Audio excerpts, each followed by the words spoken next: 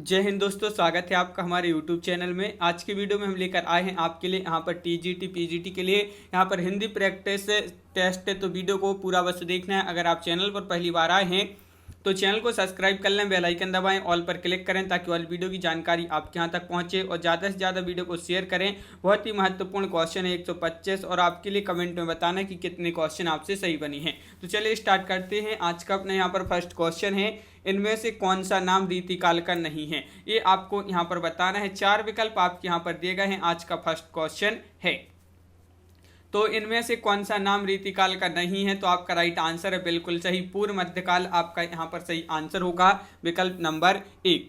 अगला क्वेश्चन विकल्प number C right answer है। अगला क्वेश्चन क्या है, देखिए यहाँ पर है कि हिंदी साहित्य का इतिहास ग्रंथ के लेखक कौन है, ये आपको बताना है। हिंदी साहित्य का इतिहास ग्रंथ के लेखक बताना है। तो आपका राइट आंसर है रामचंद्र शुक्ल, विकल्प नंबर डी यहाँ पर राइट आंसर है। शिव सह सरोज नामक कृति किस लेखक की है? शिव सह सरोज ये कृति है किसकी है? बहुत ही सरल क्वेश्चन है। शिव सह सरोज नामक कृति किसकी है? तो शिव सह सेंगर आपका यहाँ पर सही आंसर होगा, विकल्प नंबर 1। अगला क्वेश्चन क्या पूछा है कि वल्लभाचार्य का संबंध किस मत से है? सखी संप्रदाय से है या पुष्टि संप्रदाय, चैतन्य संप्रदाय या कोई नहीं? तो राइट आंसर है पुष्टि संप्रदाय से संबंधित है वल्लभाचार्य। और साहित्य लहरी कृति के रचनाकार कौन माने जाते हैं? क्वेश्चन नंबर 5 है और 5 का सही आंसर यहाँ पर होगा सूरदास, तुलसीदास, कबीरदास, नंददास। साहित्य लहरी कृति के जो रचनाकार माने जाते हैं वह माने जाते हैं सूरदास। अगला क्वेश्चन क्या है, रसमंजरी इनमें से किस कवि की कृति मानी जाती है? रसमंजरी ये आपको बताना है, नंददास, पद्माकर, केशव या सूरदास। तो राइट आंसर है यहाँ पर नंददास आपका यहाँ पर सही आंसर होगा, विकल्प नंबर 1। अगला क्वेश्चन क्या पूछा है, इनमें से कौन सा कवि तार सप्तक का संपादक रहा है? तो धर्मवीर भारती, अज्ञेय, मुक्तिबोध, सर्वेश्वर दयाल सक्सेना। तो तार सप्तक के जो संपादक रहे हैं वह कौन रहे हैं? तो 7 का बी राइट आंसर है, अज्ञेय। क्वेश्चन नंबर 8 क्या पूछा है, प्रयोगवादी कवि इनमें से कौन सा है? अज्ञेय है, केदारनाथ अग्रवाल, बच्चन या फिर दिनकर। प्रयोगवादी कवि पूछा है यहाँ पर, इनमें से कौन सा है? तो आपका राइट आंसर है 8 का विकल्प नंबर 1, यानी कि विकल्प नंबर 1 अज्ञेय आपका सही आंसर होगा। मधुशाला के रचयिता कवि का नाम बताइए। तो मधुशाला की पूछा है माखनलाल चतुर्वेदी, अज्ञेय, हरिऔध या फिर बच्चन। तो क्वेश्चन नंबर 9 का राइट आंसर है विकल्प नंबर डी, यानी कि बच्चन आपका यहाँ पर सही आंसर है, विकल्प नंबर डी राइट आंसर होगा। बसेरे से दूर किस विधा की पुस्तक मानी जाती है? ये जीवनी है, उपन्यास है, रेखा चित्र है, आत्मकथा है, ये यहाँ पर बताना है। बसेरे से दूर किस विधा की पुस्तक मानी जाती है?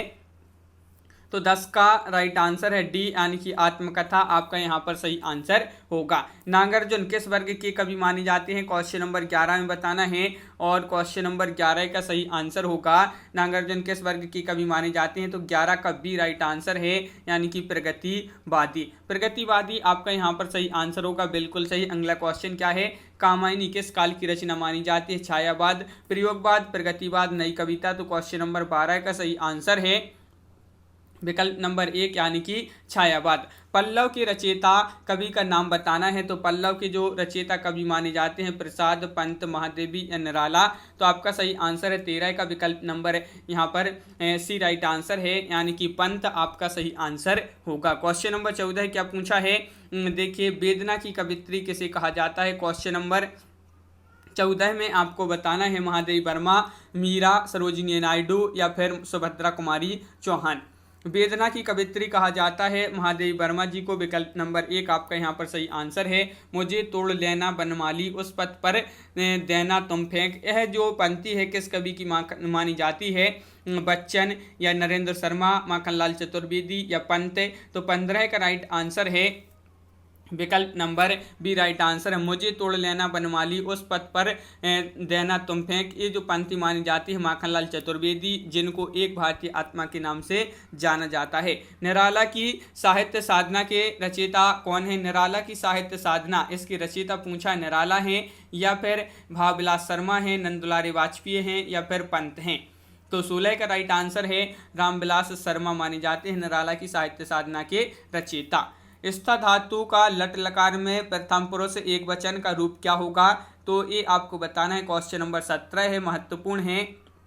और तिष्ठति आपका यहाँ पर सही आंसर है, विकल्प नंबर बी आपका यहाँ पर राइट आंसर होगा।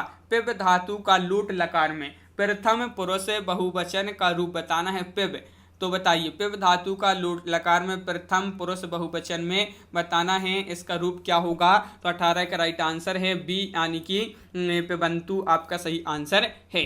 क्वेश्चन नंबर यहाँ पर पूछा है 19 से कि गम धातु विधिलिंग लकार मध्यम पुरुष द्विवचन का क्या रूप होगा, ये आपको बताना है। तो क्वेश्चन नंबर है अपना 19 और 19 का सही आंसर है गच्छेतम। गच्छेतम आपका राइट आंसर है, बिल्कुल सही। अगला क्वेश्चन क्या है? भू धातु का लंग लकार में उत्तम पुरुष एक वचन का रूप क्या होगा? तो यहाँ पर भू धातु का बताना है, तो 20 का राइट आंसर है, क्या होगा राइट आंसर? अभम। अभम आपका यहाँ पर सही आंसर है। यहाँ पर देखिए क्वेश्चन यहाँ पर क्या लिखा है कि क्वेश्चन निम्नलिखित मुहावरों का सही अर्थ है यहाँ पर बताना है। क्वेश्चन 21 से 25 तक ये मुहावरे दिए गए हैं। तो डंके की चोट पर कहना, ये आपको बताना है। डंके की चोट पर कहना 21 व क्वेश्चन है, इस मुहावरे का अर्थ क्या होगा यहाँ पर? तो स्पष्टता से कहना, विकल्प नंबर बी आपका यहाँ पर सही आंसर होगा। कलेजे पर पत्थर रखना, इसका अर्थ क्या होगा? ये मुहावरा है और बहुत ही महत्वपूर्ण मुहावरा पूछा गया है, इसका अर्थ बताना है। तो 22 का राइट आंसर है विकल्प नंबर 1, विपत्ति में धैर्य धारण करना, कलेजे पर पत्थर रखना। और यहाँ पर पूछा है क्या है? औंधी खोपड़ी का होना, ये बताना है। बहुत प्रतिभा संपन्न होना, क्रोधी होना, मूर्ख होना, अच्छे विचारों का होना। तो 23 का राइट आंसर है मूर्ख होना, औंधी खोपड़ी का होना। कूप मंडूक होना, ये बताना है। तो क्वेश्चन नंबर 24 है और 24 का सही आंसर है विकल्प नंबर यहाँ पर बी राइट आंसर है, सीमित ज्ञान देना। अगला क्वेश्चन क्या है? काला अक्षर भैंस बराबर होना, इसका क्या होगा अर्थ? पढ़ा लिखा होना, साक्षर होना, निरक्षर होना, मूर्ख होना। काला अक्षर भैंस बराबर, तो इसका अर्थ है 25वां क्वेश्चन है विकल्प नंबर बी, निरक्षक होना, विकल्प नंबर बी राइट आंसर है। क्वेश्चन नंबर 26 है सर्वेश्वर दयाल सक्सेना किस सप्तक के कवि माने जाते हैं? तीसरा सप्तक, तार सप्तक, दूसरा सप्तक या चौथा सप्तक?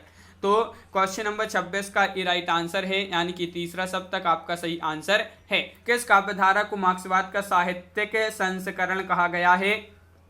छायावाद, प्रयोगवाद, प्रगतिवाद, नवगीत। तो 27 का सी राइट आंसर है, यानी कि प्रगतिवाद। क्वेश्चन नंबर 28 क्या पूछा है? इनमें से कौन दूसरा सप्तक का कवि है?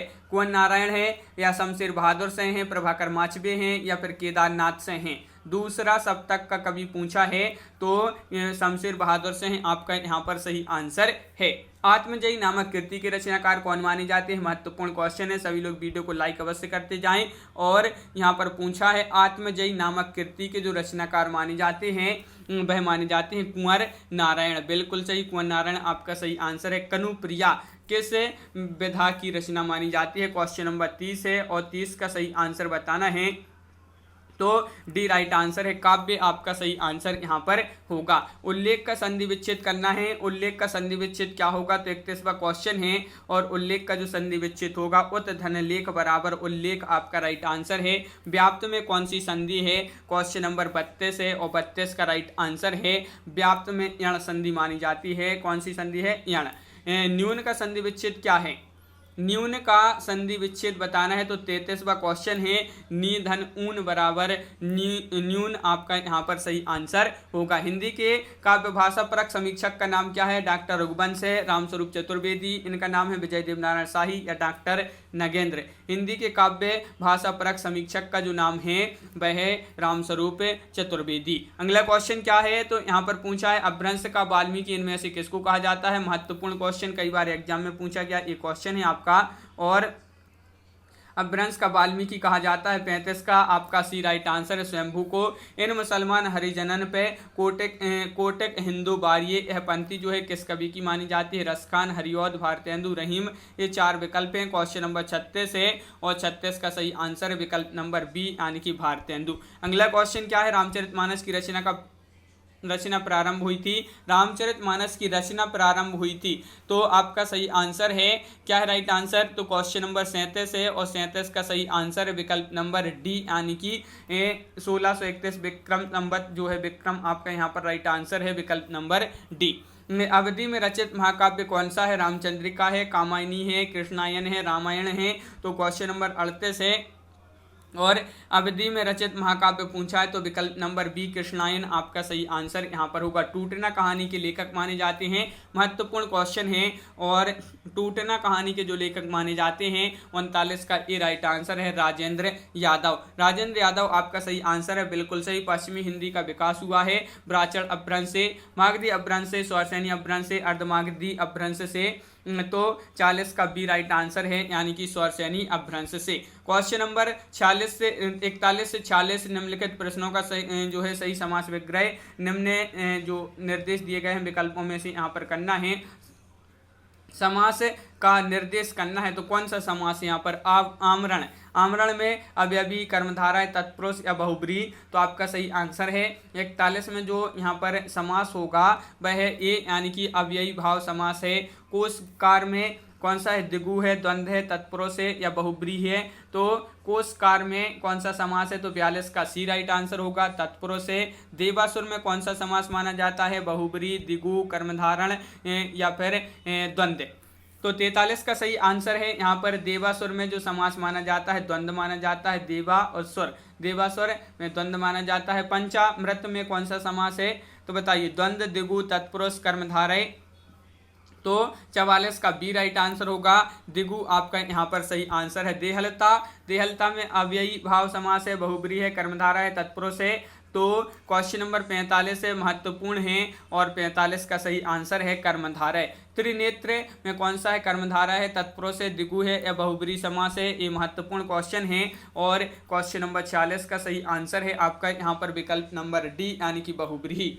हिंदी वर्णमाला में कितने वर्ण होते हैं, महत्वपूर्ण क्वेश्चन है। 50, 52 या फिर 54 या 55, ये क्वेश्चन आपको आंसर बताना है। क्या होगा इस क्वेश्चन का आंसर, हिंदी वर्णमाला में कितने वर्ण होते हैं तो 47 का बिल्कुल सही। 52 जिन्होंने विकल्प नंबर सी बताया है उनका राइट आंसर है। प्रेमाख्यान कवियों को किस नाम से पुकारा जाता है, क्वेश्चन नंबर 48 है। और संत कवि, सूफी कवि या फिर रीतिकालीन कवि, नाथपंथी कवि, तो आपका राइट आंसर है 48 का विकल्प नंबर बी सूफी कवि। प्रेमाख्यानक कवियों को उनके नाम से बुलाया जाता है, सूफी कवि के नाम से। संदेश रासक के रचयिता का नाम बताना है, अब्दुल रहमान है या फिर देवसेन है, पुष्पदंत है, हेमचंद्र है। संदेश रासक के रचयिता पूछा है तो बिल्कुल सही 49 का ए यानी कि अब्दुल रहमान। क्वेश्चन नंबर है 50 कि अनुभाव कितने प्रकार के होते हैं। अनुभाव जो हैं 8 प्रकार के होते हैं, 6 प्रकार के, 3 प्रकार के, 4 प्रकार के। तो यहाँ पर आपका सही आंसर है 50 का विकल्प नंबर बी, ये 4 प्रकार के होते हैं। 50 का बी राइट आंसर है। यहाँ पर 51 से 55 निम्न वर्ण किस प्रकार के हैं, सही विकल्प का चयन करें, ये आपको यहाँ पर बताना है। जो गा है ये वर्ण किस प्रकार का है, दंत, कंठ, तालव्य या ओष्ठय। तो यहाँ पर क्वेश्चन नंबर 51 का जो सही आंसर है कंठे आपका यहाँ पर सही आंसर है। फा वर्ण किस प्रकार का है, फा बताना है, महत्वपूर्ण क्वेश्चन पूछा गया है। क्वेश्चन नंबर 52 और एक किस प्रकार का वर्ण है फा तो ओष्ठ, ओष्ठ फा जो है ओष्ठ माना जाता है, बिल्कुल सही। इनमें से कौन सा वर्ण है, ऊस में नहीं है, ऊस में नहीं है। तो बताइए सा, सा, ला या शा। तो ये आपके 4 विकल्प दिए गए हैं। क्वेश्चन नंबर 53 है और 53 का सही आंसर है यहाँ पर विकल्प नंबर बी यानी कि ला आपका यहाँ पर सही आंसर होगा। घा जो है ये क्या है, एक इस प्रकार का वर्ण है, दंत है, मूर्धन्य है, कंठ है या तालव्य है। तो 54 का सही आंसर है कंठ यानी कि विकल्प नंबर बी आपका सही आंसर यहाँ पर होगा। जा किस प्रकार का वर्ण है, तालव्य है, कंठ है, मूर्धन्य है, ऊष्म है, या आपको बताना है ये जो जा है किस प्रकार का वर्ण माना जाता है। तो 55 का ए राइट आंसर है, तालव्य आपका सही आंसर है। निम्नलिखित निम्न सूचियों को सम्मिलित कर कोड का चयन करना है यहाँ पर। तो क्वेश्चन नंबर 56 है और 56 का सही आंसर है यहाँ पर विकल्प नंबर यहाँ पर कोड में सी राइट आंसर है। तो देख लेते हैं, का हो जाएगा, दूसरा काव्य प्रकाश के मम्मट हो जाएंगे, खा का हो जाएगा तीसरा, तो साहित्य दर्पण की हो जाएंगे विश्वनाथ, गा का दूसरा हो जाएगा तो औचित्य विचार चर्चा, गा का दूसरा नहीं, यहाँ पर गा का चौथा हो जाएगा क्षेमेंद्र हो जाएंगे, रस गंगाधर की कौन हो जाएंगे तो घा के हो जाएंगे विकल्प 1 यानी कि रस गंगाधर की हो जाएंगे पंडित राज जगन्नाथ, बिल्कुल सही। अगला क्वेश्चन है, रस सूत्र किस आचार्य की देन है, मम्मट, भरत मुनि, विश्वनाथ भट्ट, लोलट। तो क्वेश्चन नंबर 57 का सही आंसर है आपका यहाँ पर विकल्प नंबर सी राइट आंसर है, भरत मुनि आपका सही आंसर यहाँ पर होगा। किन आचार्यों को काल के आरोही क्रम में व्यवस्थित कीजिए। तो निम्न आचार्य यहाँ पर दिए गए हैं और क्वेश्चन नंबर 58 है, इनको काल के आरोही क्रम में व्यवस्थित करना है। तो 58 का सही आंसर है विकल्प नंबर 1 यानी कि भामय, फिर दंडी, फिर मम्मट और फिर विश्वनाथ। इस प्रकार यहाँ पर इनको सम्मिलित किया गया है। और मृच्छकटिकम की रचयिता पूछा है, भास हैं, कालिदास हैं, श्रीहर्ष हैं या शूद्रक हैं। तो यहाँ पर आपका सही आंसर है क्वेश्चन नंबर 59 का विकल्प नंबर डी राइट आंसर होगा, यानी कि शूद्रक आपका सही आंसर है। यहाँ पर पूछा लिखा है कि निम्न शब्दों की उपरोक्त समानार्थी का चयन करके यहाँ पर विकल्पों में से बताना है। तो देखिए समानार्थी बताना है, कंचन का क्या होगा, चांदी, धतूरा, सोना या तांबा। तो 60वां क्वेश्चन है और 60वां क्वेश्चन का राइट आंसर है कंचन का सोना समानार्थी होगा, बिल्कुल सही। सोम का क्या होगा, सोमवार, सूर्य, पीयूष या सरोवर। तो 61 का सही आंसर होगा यहाँ पर विकल्प नंबर बी यानी कि पीयूष राइट आंसर है।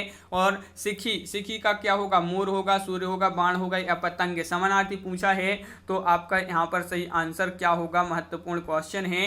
तो बिल्कुल सही 62 का राइट आंसर है विकल्प नंबर 1 यानी कि मोर। इनमें से कौन हिरण का पर्यायवाची नहीं है, सारंग, अही, कुरंग या मृग। तो क्वेश्चन नंबर 63 है और 63 का सही आंसर बताना है। तो 63 का सी राइट आंसर है, अही जो है पर्यायवाची नहीं है हिरण का। और क्वेश्चन नंबर यहाँ पर 64 है, इनमें से कौन घोड़े का पर्यायवाची नहीं है, सिंधु, घोटक, है या सिंधव। तो पर्यायवाची नहीं है घोड़े का बताना है। तो क्वेश्चन नंबर है 64 और 64 का सही आंसर है सिंधु आपका सही आंसर होगा। युगे युगे क्रांति के रचयिता माने जाते हैं सुरेंद्र वर्मा, मोहन राकेश, जयशंकर, उदय शंकर भट्ट या फिर विष्णु प्रभाकर। युगे युगे क्रांति। तो क्वेश्चन नंबर है 65 और राइट आंसर है विष्णु प्रभाकर। इनके जो है रचयिता माने जाते हैं युगे युगे क्रांति। कौन सा नाटक जगदीश चंद्र माथुर का है, डॉक्टर, 8वां सर्ग, शारदिया या द्रौपदी। तो यहाँ पर क्वेश्चन नंबर 66 है और राइट आंसर है 66 का बी शारदिया आपका यहाँ पर सही आंसर है, बिल्कुल सही। प्रगतिवादी काव्य की समय सीमा क्या मानी जाती है, प्रगतिवादी काव्य की पूछा है। तो क्वेश्चन नंबर है 67 और राइट आंसर है विकल्प नंबर 1 यानी कि 1936 से 1943 तक। लाल पान की बेगम कहानी के रचयिता कौन माने जाते हैं, क्वेश्चन नंबर है आपका 68 अमरकांत माने जाते हैं, ममता कालिया, सूर्यबाला, फणेश्वरनाथ रेणु। तो 68 का डी राइट आंसर है, फणेश्वरनाथ है रेणु आपका यहाँ पर सही आंसर है। सरस्वती पत्रिका के संपादक थे भारतेंदु हरिश्चंद्र जी थे, जयशंकर प्रसाद जी थे, महावीर प्रसाद द्विवेदी जी थे या फिर प्रेमचंद्र जी थे। क्वेश्चन नंबर 69 है और सरस्वती पत्रिका के संपादक थे। तो 69 का सी राइट आंसर है महावीर प्रसाद द्विवेदी। अगला क्वेश्चन है उदंत मार्तंड नामक पत्र कहाँ से प्रकाशित होता था, ये आपको यहाँ पर बताना है, बनारस से, दिल्ली से, प्रयाग से, कलकत्ता से। तो 70 का सही आंसर है, ये जो प्रकाशित होता था वह होता था कहाँ से, कलकत्ता से। तो विकल्प नंबर डी आपका सही आंसर होगा। यहाँ पर क्वेश्चन 71 से 75 तक जो दिए गए हैं सही वर्तनी वाला शब्द यहाँ पर चुनना है। तो बताइए यहाँ पर क्वेश्चन नंबर 71 में सही वर्तनी कौन सी है, आर्द्र में बताना है, आर्द्र कौन सा होगा, आर्द्र यहाँ पर सही बताना है। तो 71 का सही आंसर है आर्द्र यहाँ पर जो होगा वह है विकल्प नंबर सी में, ये जो है आपका सही वर्तनी वाला शब्द है। यहाँ पर 72 में बताना है मानवीकरण जो है किस प्रकार लिखते हैं, यहाँ पर बताना है क्वेश्चन नंबर है अपना 72 और ये तो जो है सरल है, मानवीकरण इस प्रकार लिखते हैं। यहाँ पर 73 में उपरोक्त बताना है, उपर्युक्त या उपरोक्त किस प्रकार लिखते हैं। तो 73 का सही आंसर आपका यहाँ पर बहुत ही सरल क्वेश्चन है, उपर्युक्त इस प्रकार लिखते हैं, विकल्प नंबर बी राइट आंसर है। क्वेश्चन नंबर है यहाँ पर 74, यहाँ पर भी आपके लिए सही वर्तनी वाला शब्द का चयन करना है। कौन सा यहाँ पर सही वर्तनी वाला शब्द है 74 में, तो राइट आंसर है सहस्त्र, इस प्रकार जो विकल्प नंबर बी है वह आपका सही आंसर है। क्वेश्चन नंबर 75 में भी आपको क्या करना है, सही वर्तनी वाला शब्द का चयन करना है। तो 75 का कौन सा होगा राइट आंसर, उपलक्ष्य, उपलक्ष्य इस प्रकार लिखते हैं। तो विकल्प नंबर डी आपका यहाँ पर सही आंसर है। क्वेश्चन नंबर 76 है मोर का तत्सम क्या है, मोर है या मोर मुकुट है, मयूर है या कोई नहीं। मोर का तत्सम पूछा है तो 76 का राइट आंसर है मयूर आपका सही आंसर है, मोर का तत्सम मयूर।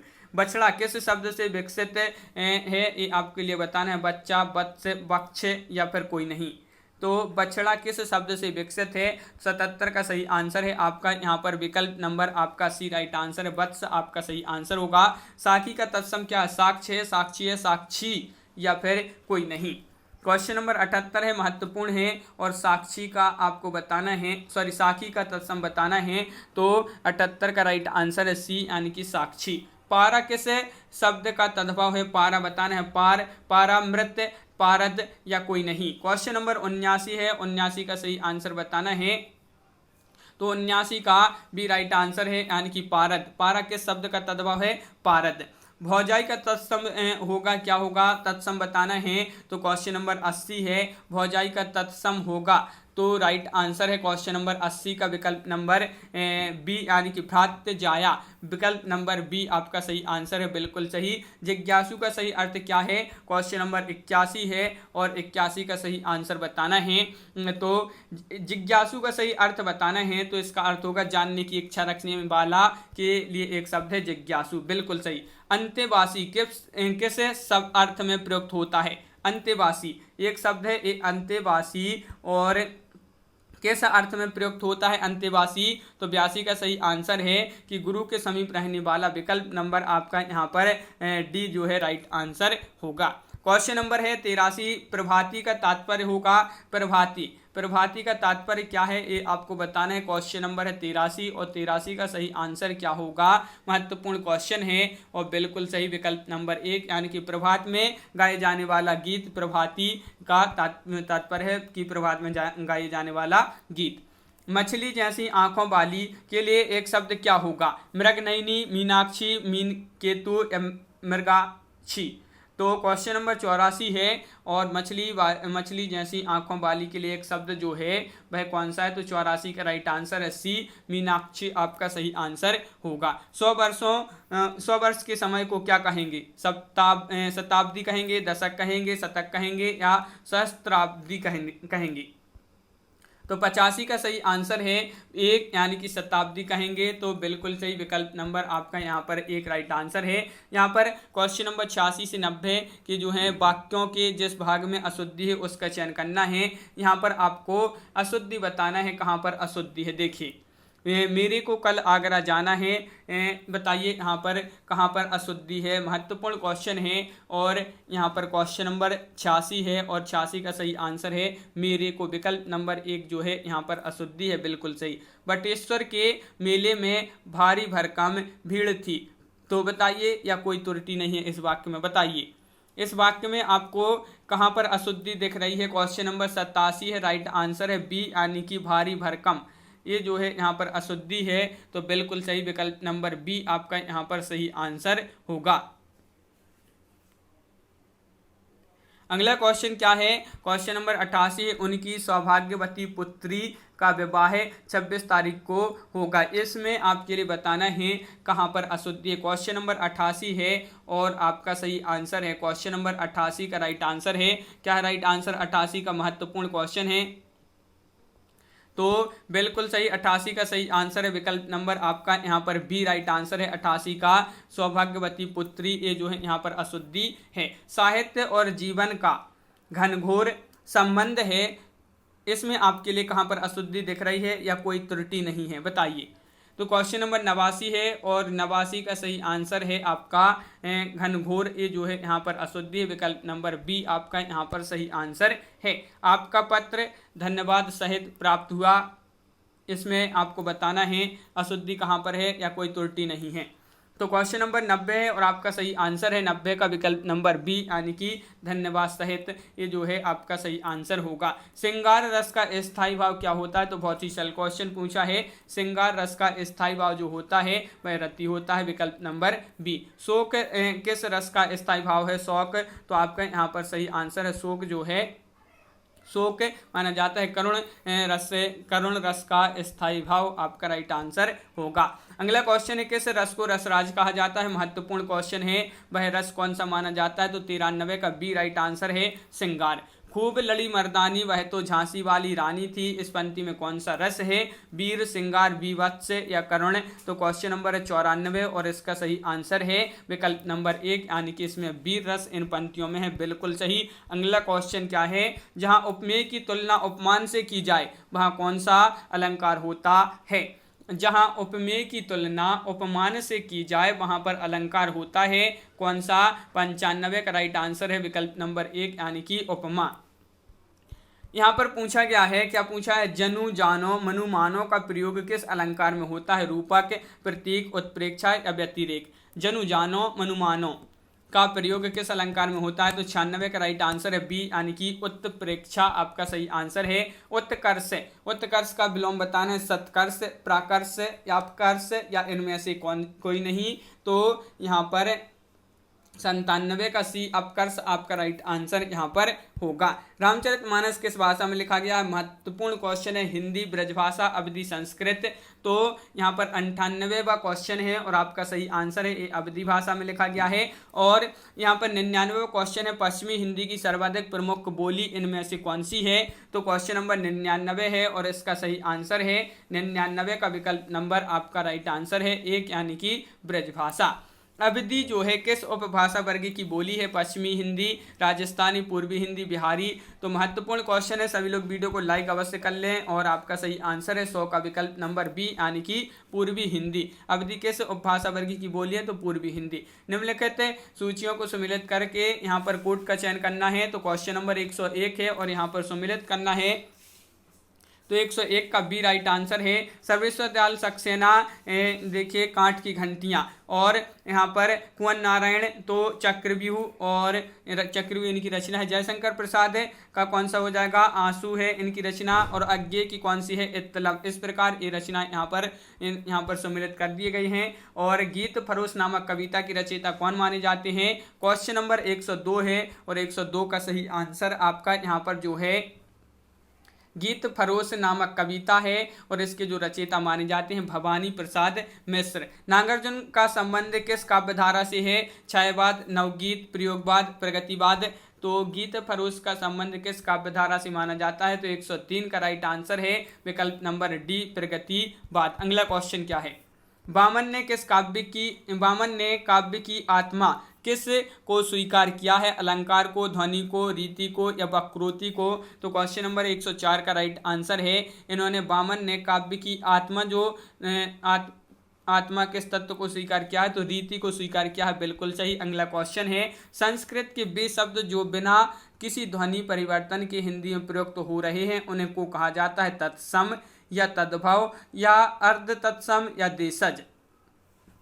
तो तत्सम के संस्कृत के वह शब्द जो बिना किसी ध्वनि परिवर्तन के हिंदी में प्रयुक्त हो रहे हैं उनको तत्सम कहा जाता है, बिल्कुल सही। देशज शब्द का अभिप्राय क्या होता है ये आपको बताना है। क्वेश्चन नंबर 106 का सही आंसर 106 का सही आंसर बताना है, तो विकल्प नंबर डी, जिनकी व्युत्पत्ति ज्ञात ना हो वह देशज शब्द का एक अभिप्राय होगा।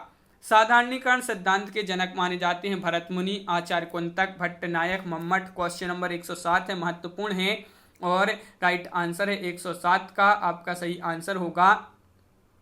क्या है राइट आंसर? 107 का बी राइट आंसर है, भट्टनायक आपका यहाँ पर सही आंसर होगा, बिल्कुल सही। और क्वेश्चन नंबर 106 का आपका बिल्कुल सही आंसर था। हाँ, क्वेश्चन नंबर 8 यहाँ पर क्या पूछा है? 108 है, इनमें से अर्ध विराम चिन्ह कौन सा है? तो ये तो बहुत ही सरल क्वेश्चन है, अर्ध विराम चिन्ह का चयन करना है 108 में और आपका सही आंसर होगा अर्ध विराम का चिन्ह जो है विकल्प नंबर बी में आपका यहाँ पर सही आंसर होगा, बिल्कुल सही।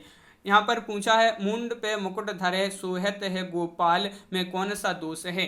यहाँ पर आपके लिए दोष बताना है, तो क्वेश्चन नंबर 109 है और 109 का राइट आंसर है आपका यहाँ पर विकल्प नंबर क्या होगा? राइट आंसर है ग्रामत्व, विकल्प नंबर सी आपका सही आंसर होगा। हाइकू कविता का मूल स्थान है भारत या कंबोडिया, चीन, जापान। तो क्वेश्चन नंबर 110 है और 110 का सही आंसर है विकल्प नंबर बी यानी कि चीन आपका सही आंसर होगा।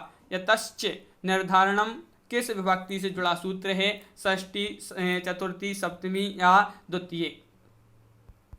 111वां क्वेश्चन है, राइट आंसर है बी यानी कि सप्तमी आपका सही आंसर है। दृष्टवा में प्रयुक्त प्रत्यय कौन सा है, इसमें आपके लिए प्रत्यय का चयन करना है, तो 112 का राइट आंसर है 1 यानी कि कृत्वा आपका सही आंसर है। अभ्यागत शब्द में कौन सा उपसर्ग है, आ, अभि, अभ्य, अभ्या, तो अभ्यागत में बताना है कौन सा उपसर्ग होगा। सरल क्वेश्चन है, विकल्प नंबर आपका सी यहाँ पर राइट आंसर है। क्वेश्चन नंबर 14 है कि विद्याधनम में समास बताइए, यहाँ पर कौन सा समास होगा, तो 114 है, महत्वपूर्ण है, बी राइट आंसर है। कर्मधारय इनमें से कौन सी कृति कालिदास की है, तो महत्वपूर्ण क्वेश्चन पूछा गया है। कालिदास की कृति कौन सी है, विक्रमोर्वशीयम।